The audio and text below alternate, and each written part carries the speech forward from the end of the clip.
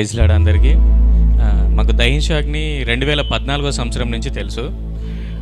చనిపోవాలనుకున్న నేను దేవుడి సేవకుడి ద్వారా పిలువబడి తర్వాత తామసయ్య గారి దగ్గరికి వచ్చి నేను ఆయన మాట్లాడింది సత్యం, దేవుడు నిన్ను చిగురింపజేయాలనుకుంటున్నాడు అని చెప్పేసి మాట్లాడి నా భుజం పైన చేసి ఒక 15 నిమిషాలు మాట్లాడారు.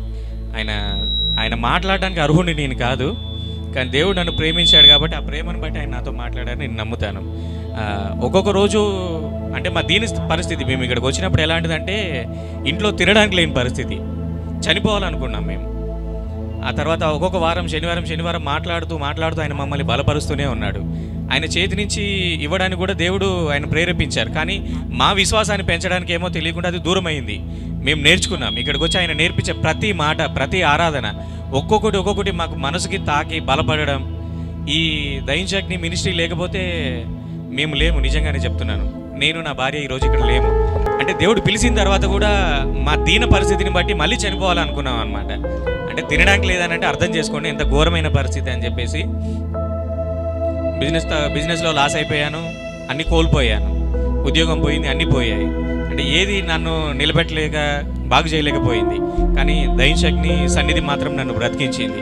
దహించాగ్ని సన్నిధి అంటే దేవుని సన్నిధి అని నేను నమ్ముతాను. నేను జీవం పోసే సన్నిధి అని నేను నమ్ముతాను. ఇక్కడి నుంచి చాలా పొందుకున్నాం మేము. మా జీవితాన్ని పరిశుద్ధాత్మ నింపుకోవడం, ఆత్మలో ఎదిగి ఎవరిని ఎలా ఉద్యోగంతో నడిపించాలి, కృతజ్ఞత చెల్లించినది చాలా తక్కువే అన్నమాట. మేము అంత ఇక్కడ పొందుకున్నాం.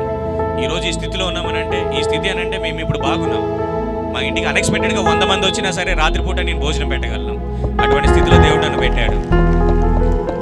మీరు వస్తున్న వాళ్ళందరికీ ఆశీర్వదించబడ్డారని, ఇక్కడ ఉన్నారని నేను నమ్ముతున్నాను. హల్లెలూయా. గట్టిగా చప్పట్లు కొడుతూ పడుతున్నారు.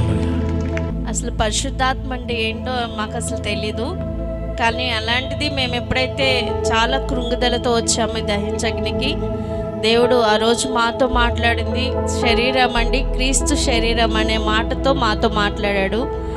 ఆ మాట చాలా ఓదార్పునిచ్చింది.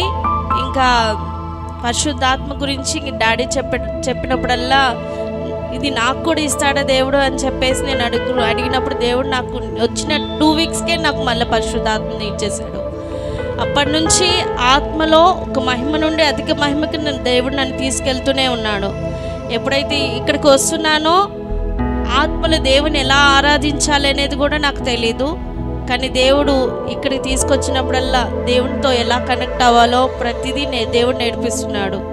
ఎందుకంటే వాక్యాన్ని కూడా మర్మంతో ఎలా చదవాలి, దేవుని ఆత్మతో ఎలా మనం మాట్లాడాలి, ఇతరులకి ఎలా ఉండాలి మాదిరికరంగా ప్రతిదీ దేవుడు మాట్లాడిస్తున్నాడు డాడీ ద్వారా. అందుకు దేవుని స్తోత్రం చెల్లిస్తున్నాం.